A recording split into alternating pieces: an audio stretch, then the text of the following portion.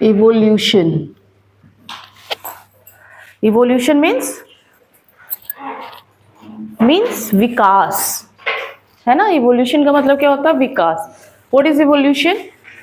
हाँ, evolution is a continuous process. ठीक है, ये क्या है? Evolution is a continuous process of change in, क्या हो रहा है भैया? Change in inherited characters. हम लोग जान रहे हैं क्या है इनहेरिटेड कैरेक्टर्स, है ना। Inherited characters of biological population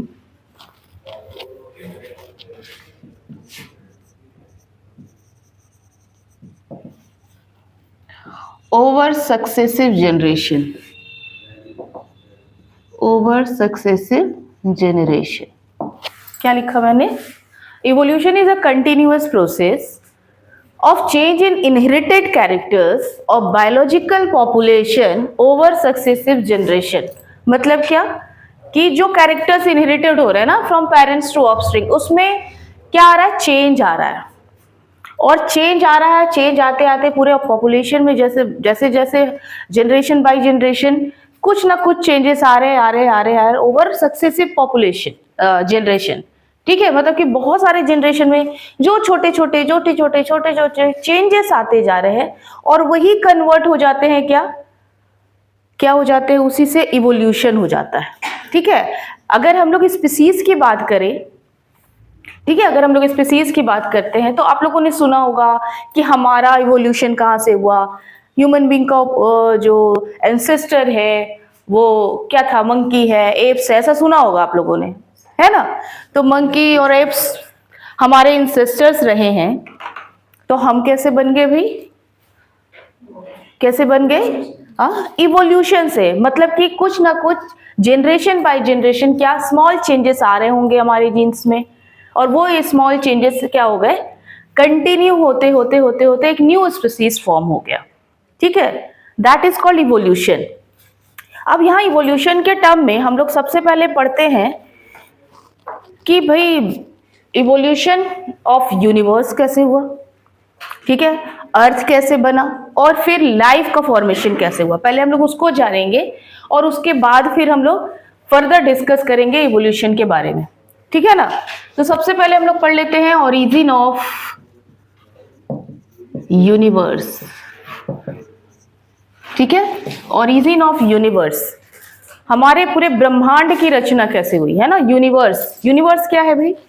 हाँ, जितने भी सेलेस्टियल बॉडीज हैं, जितने भी स्टार है, प्लैनेट है, ठीक है, कॉमेट्स है ना, एस्ट्रॉइड्स है, डस्ट पार्टिकल्स है, ये सब एक साथ, गैलेक्सीज है, ये सब एक साथ मिलकर क्या करते हैं? यूनिवर्स की रचना करते हैं। तो कैसे इसका फॉर्मेशन हुआ होगा, इसकी क्या थ्योरी है, पहले हम लोग जानते हैं, है ना। यूनिवर्स, ओरिजिन ऑफ यूनिवर्स माना जाता है कि ये 13.8 बिलियन ईयर्स अगो हुआ, बिलियंस ईयर्स अगो, है ना। आपके बुक में 20 मिलियन ईयर्स अगो है, ठीक है, और आपको कहीं 13.7 मिलियन ईयर्स अगो भी देखने के लिए मिलेगा। बट एक्चुअली जो थ्योरी दी गई है ना, उसके अकॉर्डिंग कितना है भाई? 13.8 बिलियन ईयर्स अगो क्या हो गया है? यूनिवर्स का फॉर्मेशन हो गया है। और इसको देने वाले थे कौन? अबे लैमिट्रे, ठीक है, अबे लैमिट्रे साइंटिस्ट का नाम था,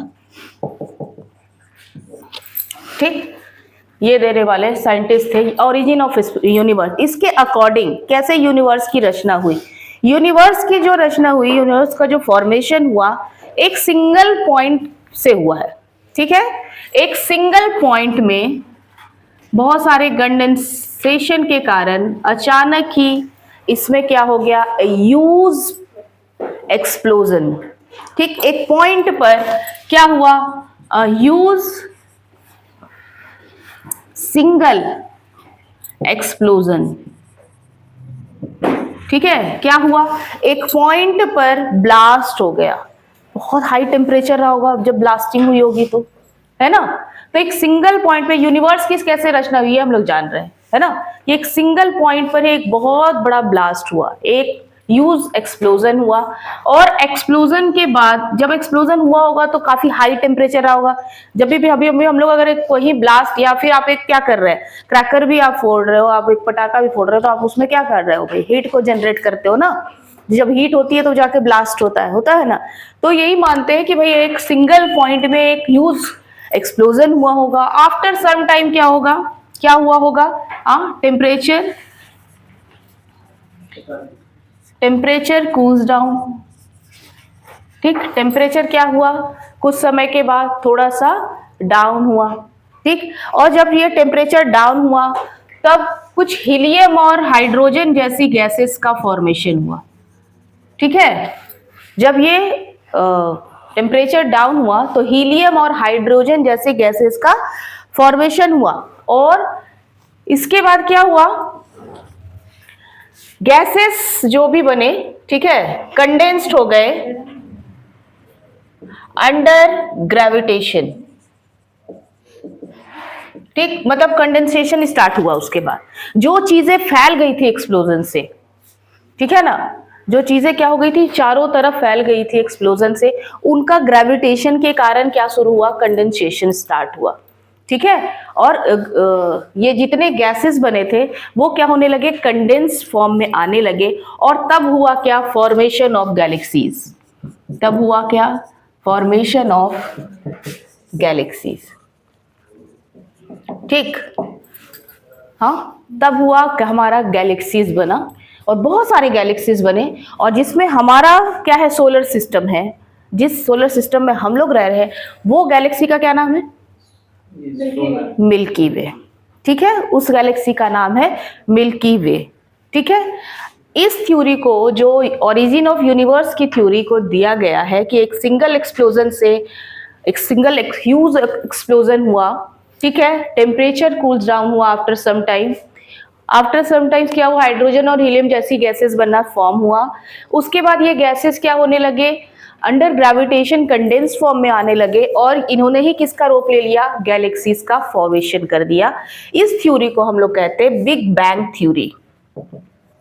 बिग बैंग थ्योरी, इस थ्योरी को ही हम लोग कहते हैं क्या, बिग बैंग थ्योरी। ठीक है, तो ये मोस्ट एक्सेप्टेबल थ्योरी है बिग बैंग थ्योरी।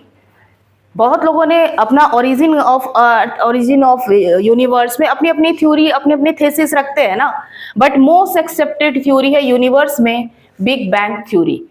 ठीक है, जिसके अकॉर्डिंग एक सिंगल पॉइंट से एक ह्यूज एक्सप्लोजन हुआ, देन टेम्परेचर डाउन हुआ, देन हाइड्रोजन हीलियम जैसी गैसेस बनी, ये गैसेस कंडेंस्ड होने लगी अंडर ग्रेविटेशन, और गैलेक्सी का फॉर्मेशन हो गया। ठीक है, ये बात हो गई किसकी, ओरिजिन ऑफ यूनिवर्स की। अब हम लोग बात करेंगे ओरिजिन ऑफ अर्थ की। ठीक है, ओरिजिन ऑफ अर्थ की बात करेंगे। तो ओरिजिन ऑफ अर्थ कहा जाता है कि 4.5 बिलियन ईयर्स अगो हुआ। ठीक है,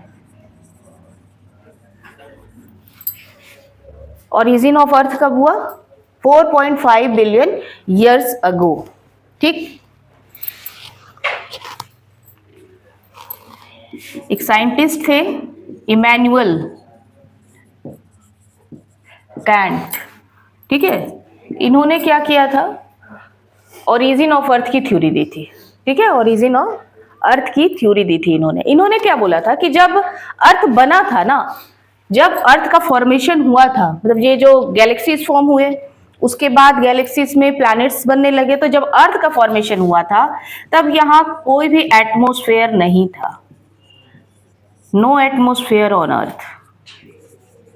ठीक, कोई एटमॉस्फेयर नहीं था, मतलब कि कोई भी गैसेस उस तरह से, एटमॉस्फेयर जो अभी का है वैसा कुछ भी नहीं था। कुछ समय बाद क्या हुआ, लेकिन एटमॉस्फेयर नहीं था, लेकिन कुछ गैसेस थी, बट कुछ गैसेस मौजूद थी, जैसे कि मीथेन, अमोनिया, ठीक है, हाइड्रोजन, क्योंकि हाइड्रोजन तो पहले ही बन गया था।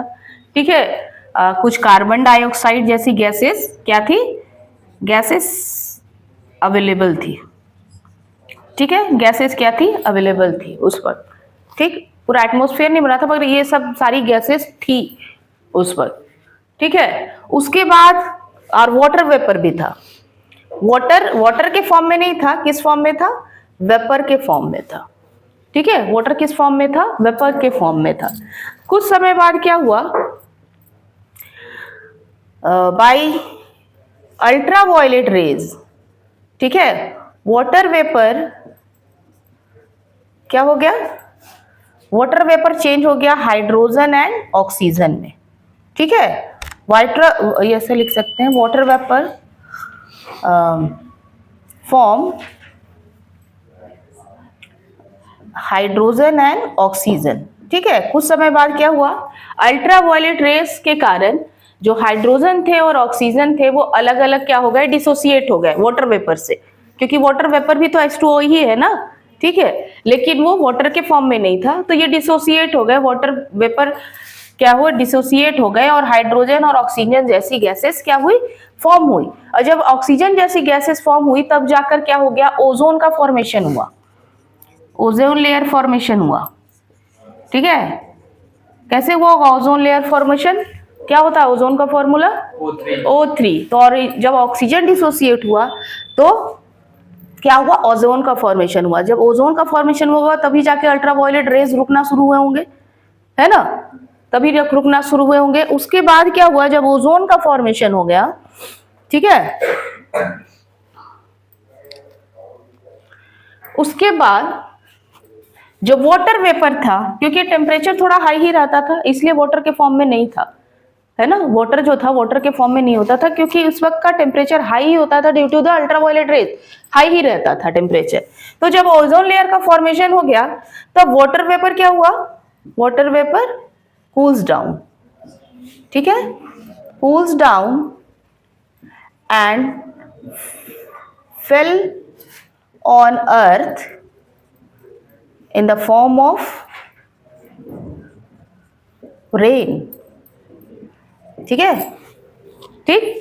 हम लोग अभी भी पढ़ते हैं कि ऊपर वाटर वेपर गया, फिर कंडेंसेशन फॉर्म हुआ, हाँ, ठंडा हो गया, तो फिर वो क्या किया? क्लाउड फॉर्मेशन किया और रेन बन करके पृथ्वी पर वापस आया। जब ये रेन बन के वापस आया तब जाके ओशियंस बने। ओशियंस फॉर्मेशन या रिवर फॉर्मेशन, ये जो भी पानी का स्रोत क्या हो गया? अर्थ पर आया, ठीक है। तो इस तरह से आज का जो अर्थ है जिसमें ओशियंस है, प्लांट्स है, एनिमल्स है, अभी हम लोग लाइफ देखेंगे कि लाइफ कैसे आया। तो यहाँ अभी तक लाइफ नहीं के बारे में हम लोग चर्चा नहीं कर रहे हैं, हम लोग किसके बारे में चर्चा कर रहे हैं? ओरिजिन ऑफ अर्थ कैसे हुआ, ठीक है। तो ओरिजिन ऑफ अर्थ, पहले तो प्लैनेट्स बन गए, ठीक है। जब ये गैलेक्सीज फॉर्म हुए उसके बाद क्या हुआ? बहुत सारे पार्टिकल्स मिल मिल के क्या करे होंगे? बहुत सारे प्लैनेट्स को फॉर्म किए होंगे। And then after origin of Earth कैसे हुआ? क्योंकि यहाँ पर कोई एटमॉस्फेयर नहीं था, लेकिन यहाँ पर कुछ गैसेस क्या थी? प्रेजेंट थी, ठीक है ना। जैसे हम लोग अभी भी पढ़ते हैं कि मरकरी पर कोई एटमॉस्फेयर नहीं है ना, मरकरी पर अभी भी एटमॉस्फेयर नहीं है। लेकिन जो वेनस है, वेनस में कार्बन डाइऑक्साइड का जो कंसेंट्रेशन है वो 93 to 95% है, ठीक है। और हम लोग जान रहे हैं कि ये कार्बन डाइऑक्साइड गैस जो है वो ग्रीन हाउस इफेक्ट कैसे कर रहा है? मीन्स वो अल्ट्रावायलेट जो भी सन से जो रेज आ रहे हैं उसको अर्थ पर ही ऑब्जर्व कर लेता है। ऐसा हम लोग पढ़े, ग्रीन हाउस इफेक्ट पढ़े ना आप लोग। ग्रीन हाउस इफेक्ट क्या होता है? ग्रीन हाउस क्या होता है कि वहां पर जो सनलाइट आता है वहीं ट्रैप कर लिया जाता है, रिफ्लेक्ट नहीं होता है, जिससे अंदर का एनवायरनमेंट क्या होता है? गर्म हो जाता है। तो due to the high concentration of CO2, जो CO2 बढ़ रहा है पॉल्यूशन के कारण, अर्थ पे पढ़े है ना हम लोग कि अर्थ पे जो कंसेंट्रेशन CO2 का बढ़ रहा है, तो CO2 का कंसेंट्रेशन बढ़ने से वो ग्रीन हाउस जैसा क्या करता है? इफेक्ट दिखाता है। मतलब कि यहाँ पर सनलाइट आ रहा है और यही ज्यादा ऑब्जर्व हो जा रहा है, रिफ्लेक्ट नहीं हो रहा है। तो ड्यू टू द हाई जो मतलब हम लोग का कितना कंसेंट्रेशन है भाई अर्थ पे? कार्बन डाइऑक्साइड का कंसेंट्रेशन 0.03% नॉर्मल, तो 0.1 समथिंग बढ़ता होगा तो ग्लोबल वार्मिंग हो जा रही है ना, अर्थ गर्म हो जा रहा है। अभी का मौसम हम लोग गर्मी के दिन में देखते हैं कितना ज्यादा गर्मी रहता है, ग्लेशियर की बर्फ पिघल रही है, तो 0.01% से ग्लेशियर की बर्फ पिघल रही है। और वेनस का जो वहां पर कार्बन डाइऑक्साइड का कंसेंट्रेशन है वो 93 to 95% है। तो सोचो कि वहां का टेम्परेचर कितना हॉट होगा, है ना। सोच सकते हैं हम लोग कि जब अर्थ पे 0.03 या 0.04 हो जाता है तो ग्लोबल वार्मिंग आ रही है, तो वेनस का क्या हाल होता होगा। तो इसलिए उसको हॉटेस्ट प्लैनेट बोला जाता है, जबकि वो सबसे नजदीक का कौन है प्लैनेट, मरकरी है, पर उसमें कोई एटमॉस्फेयर है ही नहीं, इसलिए वो उतना गर्म नहीं है जितना कि वेनस है, due to the presence of carbon dioxide gas. ठीक है, तो कार्बन डाइऑक्साइड गैस यहाँ भी था, किसमें, अर्थ पर भी पहले से ही था, लेकिन यहाँ हाइड्रोजन भी था, अमोनिया भी था, मीथेन भी था, ठीक है, वाटर वेपर भी थे। ठीक, तो जब अल्ट्रावायलेट रेस क्या करने लगे, और ये जो वेपर्स थे उसको डिसोसिएट करके क्या करने लगे, हाइड्रोजन और ऑक्सीजन, इस तरह से ऑक्सीजन का फॉर्मेशन हो गया, और जब ऑक्सीजन का फॉर्मेशन हुआ तो ओजोन लेयर फॉर्म हो गया, ओजोन लेयर फॉर्म हो गया तो अल्ट्रावायलेट रेस का आना रुक गया, तो टेम्परेचर थोड़ा कूल डाउन हुआ अर्थ पे। ठीक है, और जब कूल डाउन हुआ तो ये वाटर वेपर क्या हुए भाई, वाटर वेपर क्या हो गए, हाँ, रेन के फॉर्म में अर्थ पर आना शुरू हो गया, और तब जाके हो गया ओशियन का फॉर्मेशन। तो ये बात हो गई क्या, ओरिजिन ऑफ अर्थ की, है ना। अब हम लोग बात करेंगे किसके, ओरिजिन ऑफ लाइफ। ठीक है, ओरिजिन ऑफ लाइफ कैसे हुआ, ओरिजिन ऑफ लाइफ। अब हम लोग देखेंगे कि अर्थ पर जीवन कैसे आया। ठीक है, ओरिजिन ऑफ लाइफ पे बहुत सारी थ्योरियां दी गई हैं। ठीक, चलो सारी थ्योरीज का बात हम लोग कर लेते हैं। सबसे पहला थ्योरी ये बोला जाता है कि 4 बिलियन ईयर्स अगो हुआ, 4 बिलियन ईयर्स अगो, मतलब अर्थ बन गया था 4.5 बिलियन ईयर्स अगो, पर जो ओरिजिन ऑफ लाइफ है कब हुआ, 4 बिलियन ईयर्स अगो। ठीक है, जो इसकी थ्योरीज है ना, पहली है पैनस्पर्मिया थ्योरी जो दी गई। ठीक है, पैनस्पर्मिया थ्योरी क्या बोलता है कि life is originated on the earth from the micro organism sent by the other planet. मतलब कि लाइफ भाई अर्थ पर कैसा आया कि दूसरे प्लैनेट से माइक्रो ऑर्गेनिज्म को भेज दिया गया, किस पर, अर्थ पर भेज दिया गया, और तब जाकर क्या हुआ, लाइफ ओरिजिनेट हुआ। ये बोलता है panspermia theory. Life originated on earth by the microorganism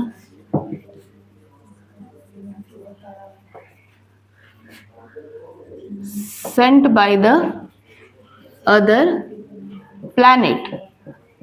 मतलब जैसा हम लोग एलियंस के बारे में पढ़ते हैं ना कि भाई दूसरे प्लैनेट के जीव हैं एलियंस, तो कोई एलियंस क्या करा, किसी माइक्रो ऑर्गेनिज्म को यहाँ पर आकर छोड़कर चले गए, और तब जाकर क्या हो गया, यहाँ पर लाइफ ओरिजिनेट हो गया। ये बोलता है पैनस्पर्मिया थ्योरी। नेक्स्ट थ्योरी है theory of spontaneous generation. Theory of spontaneous generation, ये क्या बोलता है कि life created on earth by the non living organism. ठीक है, life originated on earth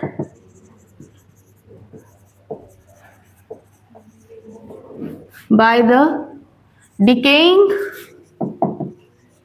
non living things या ऑर्गेनिज्म थिंग्स। ठीक है, जैसे कैसे, एग्जाम्पल मड, क्या बोल रहे हैं कि भाई नॉन लिविंग थिंग से ही क्या हो गया, लाइफ ओरिजिनेटेड हो गया। जैसे कि कीचड़ है, कीचड़ में ही अचानक से माइक्रो ऑर्गेनिज्म क्या हो गए, आ गए, और अचानक से ही इस तरह से क्या हो गया, ओरिजिनेट हो गया लाइफ का।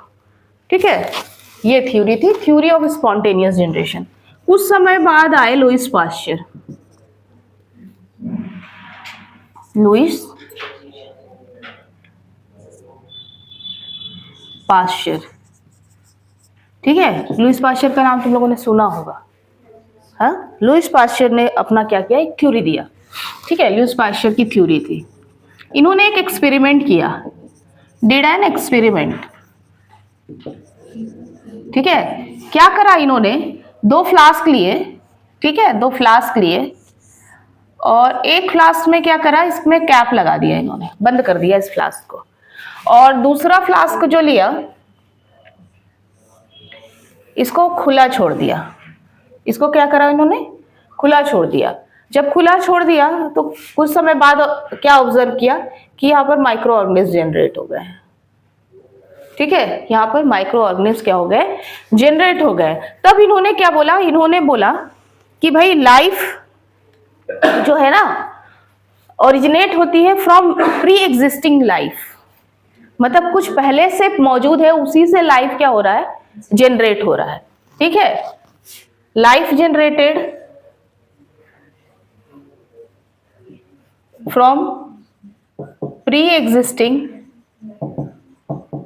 लाइफ। जनरली हम लोग भी अभी छोड़ देंगे तो माइक्रो ऑर्गेनिज्म हवा में मालूम है हम लोगों को, अब तो पहले तो नहीं मालूम था ना, पर हम लोग को मालूम है कि भाई कुछ तो है, जो माइक्रो ऑर्गेनिज्म जो है वो हम लोग को दिखाई नहीं देते बट एयर में मौजूद है। हाँ, इसलिए वहां पर ऐसा आया होगा, है ना। लुईस पास्चर थ्योरी के बाद कौन से साइंटिस्ट आए, Miller, Oparin and Haldane, Oparin and Haldane. ठीक है, ओपरिन एंड हाल्डेन ने कहा कि life originated on earth from the non living organic materials.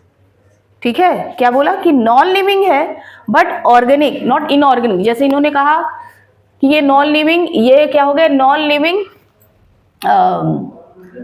Inorganic. ठीक है, ये इनऑर्गेनिक हो गए, पर ऑर्गेनिक क्या हो गया, जो लाइफ के लिए एसेंशियल्स होते हैं, है ना। तो ओपरिन ने कहा life originated on earth from non living organic material, organic material या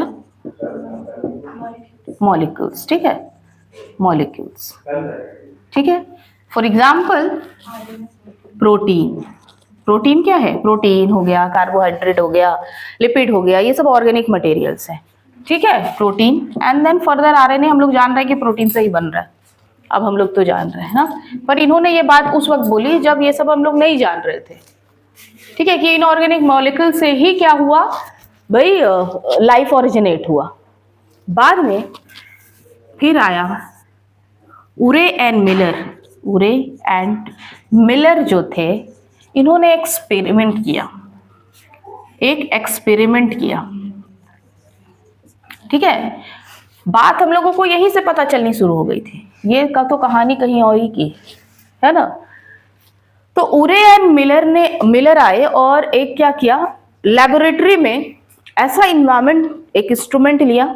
ठीक है, इंस्ट्रूमेंट में इन्होंने क्या किया, प्री अर्थ में जैसा इन्वायरमेंट था, पहले वाले अर्थ में जैसे कौन कौन सी गैसेस थी, हाँ कौन कौन सी गैसेस थी, हाइड्रोजन था, हाँ मीथेन था, ठीक है मीथेन था, अमोनिया था, ठीक है वाटर वेपर था, वाटर वेपर था, ये सब था ना, कार्बन डाइऑक्साइड भी था। इन्होंने क्या किया, एक फ्लास्क में लेकर के उस वक्त का इन्वायरमेंट, ठीक है आप लोग को बुक में दिखेगा ये इंस्ट्रूमेंट, देखिए दिख रहा है ना आपको, ठीक है। यहाँ पर क्या करा, जैसा ये फ्लास्क लिया हुआ उन्होंने, एक फ्लास्क, मैं आपको अभी पूरा नहीं बना रही हूँ, एक फ्लास्क लिया और फ्लास्क में ये सारी गैसेस ले गई हैं और इधर इलेक्ट्रोड्स लगा दिए उन्होंने, ठीक है, और ये पूरा कनेक्टेड है। फिर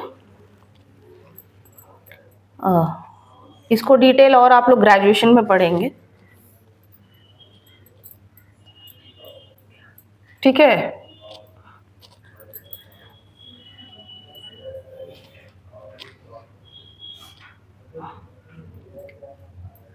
इस तरह से एक्सपेरिमेंट,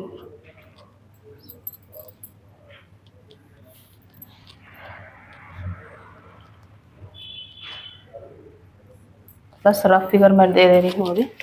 तो ये जो फ्लास्क है ना, इसमें ये सारी गैसेस को ले लिया गया, ठीक है, पहले का एनवायरनमेंट, ये लेबोरेटरी में चल रहा है ना, ये सारी गैसेस इसमें ले लिए और इसमें क्या करें, इलेक्ट्रोड को फिक्स कर दिया। अब ये इलेक्ट्रोड को क्या करेगा, जैसे पहले का ये बोला जाता है कि जब क्या होता था, स्पार्किंग होती थी, है ना, स्पार्क करवाया, जैसे कि बिजली चमकती है, कि पहले ऐसा ही गैसेस हुआ होगा और फिर बिजली तो चमकेगी ही, चमकती होगी कि रेन का फॉर्मेशन हो गया था, है ना, बारिश हो रही थी तो बादल बन रहे थे, तो क्या हुआ होगा कि स्पार्किंग हुई, होगी ऐसा, और शायद उससे लाइफ ओरिजिनेट हुआ होगा, ये सोच कर इन्होंने क्या किया, इस तरह से इंस्ट्रूमेंट फिट किया और इसमें सारे गैसेस को डाला जो पहले के लाइफ में प्रेजेंट थे, और फिर क्या किया, इलेक्ट्रोड फिट किया और इनको सटा करके क्या करना है, स्पार्किंग कराना शुरू किया। और जब स्पार्क कराना शुरू किया तो आफ्टर सम टाइम्स देखा कि बहुत सारे एमिनो एसिड का फॉर्मेशन हुआ। ठीक है, एमिनो एसिड फॉर्म हुए। अब तुम लोग सब जान रहे हो, आज के समय में हम लोग सब जान रहे हैं कि amino acid is the building block of proteins. ठीक है, तब यही माना गया कि जो एमिनो एसिड फॉर्म इसी तरह से हुए होंगे, ठीक, इस अर्थ पे एमिनो एसिड इसी तरह से फॉर्म हुए होंगे और तब जाके प्रोटीन बना होगा, फिर जाकर आरएनए फॉर्म हुआ होगा, फिर जाकर डीएनए फॉर्म हुआ होगा और एक ऑर्गेनिज्म क्या हो गए होंगे, ओरिजिनेट हो गए होंगे। ठीक, डीएनए फॉर्म हुआ होगा, है ना। तो जब आरएनए फॉर्म हो गया तो कुछ वायरसेस फॉर्म हो गए होंगे, प्रोकैरियोटिक ऑर्गेनिज्म फॉर्म हुए होंगे, देन आफ्टर यूकैरियोटिक फॉर्म, पहले सिंगल सेल यूकैरियोटिक, फिर क्या होगा, फिर जाके मल्टीसेलुलर, ऐसे करके ओरिजिनेशन हुआ होगा। इसको कहते हैं थ्योरी ऑफ केमिकल इवोल्यूशन। इसको क्या कहते हैं हम लोग, theory of chemical evolution. And this one is the most acceptable theory of origin of earth, origin of life। ठीक है, ये मोस्ट एक्सेप्टेबल थ्योरी है, थ्योरी ऑफ केमिकल इवोल्यूशन। किस समय की भाई, ओरिजिन ऑफ लाइफ की। ठीक है, क्या हम लोगों ने देखा कि बहुत सारी थ्योरी दी गई। पहले पैंसपर्मिया थ्योरी दी गई जो बोले कि भाई कोई एलियंस आया होगा दूसरे प्लैनेट से और यहाँ पर लाइफ छोड़कर चला गया, कोई माइक्रो ऑर्गेनिज्म छोड़कर चला गया, जिसका कोई अभी तक सबूत नहीं है ना। थ्योरी ऑफ स्पॉन्टेनियस जनरेशन बोला गया क्योंकि वो देख रहे थे कि भाई लाइफ कहीं भी दिख रहा है, जहां पर आपको पानी दिख रहा है वहां देख रहे हैं कि वहीं से कोई माइक्रो ऑर्गेनिज्म निकल जा रहे हैं, तो उनको ऐसा लगा कि भाई मड से, स्टॉक से, स्ट्रॉ वगैरह जो होते हैं, घास फूस, है ना, उससे ही ओरिजिनेट हुआ होगा लाइफ। ठीक, लेकिन ये भी क्या हो गया, डिस्कार्ड हो गया। लुईस पाश्चर आए और उन्होंने एक्सपेरिमेंट कहा, बोला कि लाइफ कहाँ से जनरेट हो रहा है, भाई पहले से कुछ लाइफ प्रेजेंट है वहीं से जनरेट हो जा रहा है। उसके बाद ओपेरिन एंड हाल्डेन आए और एक्चुअली में ओपेरिन एंड हाल्डेन ने ही सही बात बोल दी थी, है ना। क्या बोल दिया था कि भाई जो नॉन लिविंग ऑर्गेनिक मॉलिक्यूल्स हैं जैसे कि प्रोटीन और आरएनए, वहां से लाइफ एग्जिस्ट हुआ, लेकिन इन्होंने कोई एक्सपेरिमेंटल प्रूव नहीं दिया। उरे और मिलर जो आए वो क्या किए, एक्सपेरिमेंट किए, क्या किए, पूरा लेबोरेटरी तैयार किए और उसमें पहले प्री एग्जिस्टिंग गैसेस को डाला और स्पार्क करवाया और तब फॉर्मेशन हुआ अमीनो एसिड का। And we know that the amino acid is the building block of protein. तो इससे प्रोटीन्स फॉर्म हुए होंगे, देन आरएनए फॉर्म हुआ होगा, डीएनए फॉर्म हुआ होगा और इस तरह से लाइफ ओरिजिनेट हुआ होगा। इसको कहते हैं हम लोग थ्योरी ऑफ केमिकल इवोल्यूशन, जो आज के समय में मोस्ट एक्सेप्टेबल थ्योरी है। ठीक है ना। जब ये सारी चीजें चल रही थी ना, उसी वक्त एक और थ्योरी दी गई थी, थ्योरी ऑफ स्पेशल क्रिएशन। ठीक है, जब ये सारे एक्सपेरिमेंट चल रहे थे उसी वक्त एक और थ्योरी दी गई थी, थ्योरी ऑफ स्पेशल क्रिएशन। इसमें क्या कहा गया था कि कोई डिवाइन पावर है जिन्होंने क्या किया था, 4000 साल पहले, 4000 ईयर्स अगो, क्या करा था, ओरिजिन ऑफ लाइफ हुआ था, ओरिजिन ऑफ लाइफ हुआ था, ऐसा इन्होंने बोला। ठीक है, क्या बोला, क्या बोला स्पेशल क्रिएशन में कि कोई डिवाइन पावर है, कोई सुपर पावर है जिसने क्या किया, इस अर्थ पर लाइफ को ओरिजिनेट किया और ये कब हुआ, 4000 साल पहले हुआ। ठीक है, ये बात बोली गई, लेकिन इसको तुरंत ही क्या कर दिया गया, चैलेंज किया गया, इस थ्योरी को चैलेंज कर दिया गया। किस बेसिस पर चैलेंज किया गया, डार्विन, जो डार्विन थे, चार्ल्स डार्विन थे, उनका जो थेसिस था, ठीक है, उनका जो थेसिस था उस पर इसको चैलेंज किया गया था। अब इनका बेसिस क्या था, हु इज चार्ल्स डार्विन, है ना, और इन्होंने क्या करा था उसके बारे में हम लोग जानते हैं, क्यों उसको चैलेंज किया गया, है ना। अब देखो, चार्ल्स डार्विन जो थे ना, चार्ल्स डार्विन जो थे इंग्लैंड में रहते थे, ठीक है, और ये इन्होंने 5 साल तक पूरे अर्थ की समुद्री यात्रा की थी।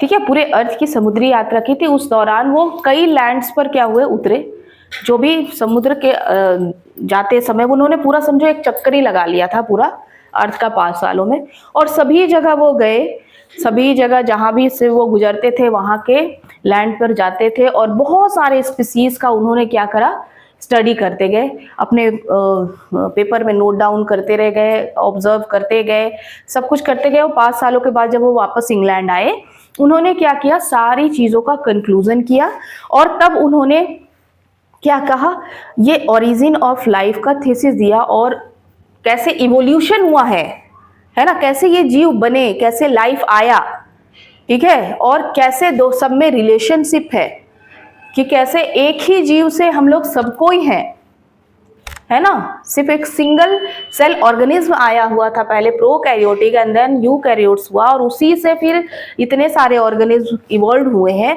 उन सबकी थ्योरी इन्होंने दी और इन्हीं को इसलिए कहा जाता है फादर ऑफ इवोल्यूशन।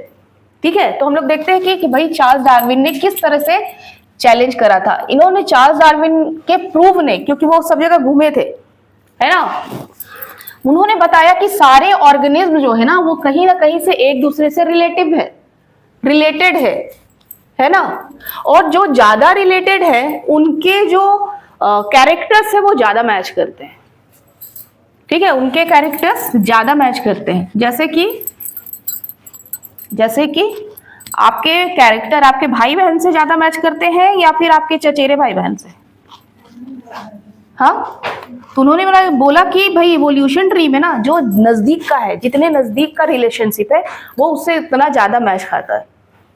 ठीक है, और दूर वाला रिलेशनशिप क्या हुआ, दूर ज्यादा, थोड़ा सा ज्यादा डिफरेंसेस हो जाते हैं उसमें, है ना, ये बात उन्होंने बोली थी।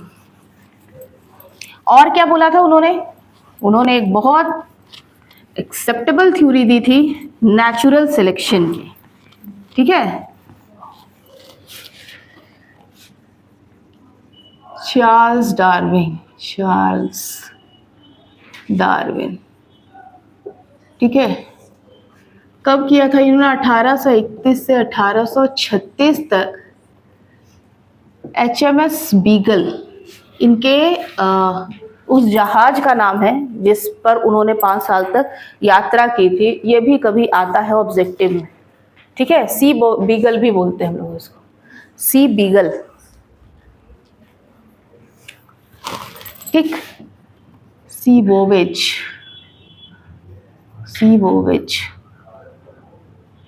ठीक, सी वोवेज ही बोला जाता है इसका। तो समुद्री यात्रा कब से कब की थी, 1831 से लेकर 1836 की थी। वो येज बोलते हैं जी, वोएज, सी वोएज। ठीक है, समुद्री यात्रा को बोलते हैं हम लोग। तो इन्होंने क्या किया, इन्होंने बताया कि जो लाइफ है ना वो एक्चुअली में जो लाइफ है वो 4 बिलियन ईयर्स अगो ही पैदा हुई थी। ठीक है, जो लाइफ है वो कई साल पहले से एग्जिस्ट करती है। अभी इन्होंने बहुत सारे एविडेंस भी दिए, हम लोग देखेंगे ये सब कि कैसे इन्होंने बताया। तो इन्होंने बताया कि भाई 4000 साल पहले की बात नहीं है, कई बिलियंस ईयर्स अगो पहले ही क्या थे, लाइफ प्रेजेंट था अर्थ पे। ठीक है, और इन्होंने क्यों क्या, अपने बहुत सारे प्रूफ्स भी दिए हैं, जिसके कारण उस थ्योरी को तो सीधा सीधा नकार दिया गया कि 4000 साल पहले तो ऐसा हुआ नहीं था। ठीक है, और कोई डिवाइन पावर नहीं है, बल्कि ये लाइफ जो ओरिजिनेट हुआ है वो कुछ ना कुछ केमिकल रिएक्शन से ही हुआ है। जैसा कि इसमें दिया गया था थ्योरी ऑफ केमिकल इवोल्यूशन में, कि पहले अमीनो एसिड्स फॉर्म हुए और देन जाकर के DNA RNA प्रोटीन्स वगैरह सब जो बनना स्टार्ट हुआ और उसी से लाइफ क्या हुआ, ओरिजिनेट हुआ। ठीक है, तो चार्ल्स डार्विन ने बोला भाई कि ये जो लाइफ है, life existed on earth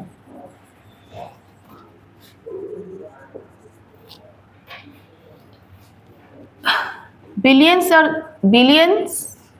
of years ago. ठीक है, कि भाई बिलियंस ऑफ ईयर्स अगो, कितना ये नहीं बोला, लेकिन बोले कि भाई बहुत पहले की है। ठीक है, बिलियंस ऑफ ईयर्स अगो ही आया हुआ है लाइफ इस अर्थ पे। ठीक है, और जो लिविंग ऑर्गेनिज्म है, लिविंग ऑर्गेनिज्म शेयर सिमिलैरिटीज। ठीक है, लिविंग ऑर्गेनिज्म्स जो हैं उनमें कुछ सिमिलैरिटीज है, कुछ डिसिमिलैरिटीज भी है, लेकिन इसमें कनेक्शन है। ठीक है, इसमें क्या है, कनेक्शन है। और इन्होंने ये भी बोला कि कुछ लिविंग ऑर्गेनिज्म कंटिन्यू इवोल्यूशन करते रह गए, जबकि कुछ क्या हो चुके हैं, डिस्टिंक्ट भी हो गए। ठीक है, ये बात भी इन्होंने बोली कि ठीक है कि न्यू लाइफ कंटिन्यूअसली इवॉल्व्ड, मतलब इवोल्यूशन उसमें होता रहा, but also some organism was extinct। ठीक है, न्यू लाइफ तो कंटिन्यूअसली इवॉल्व होती रही, लेकिन जो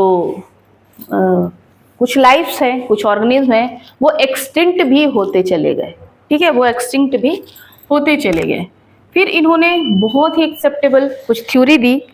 ठीक है, और ये बोला कि ऑल लिविंग बीइंग्स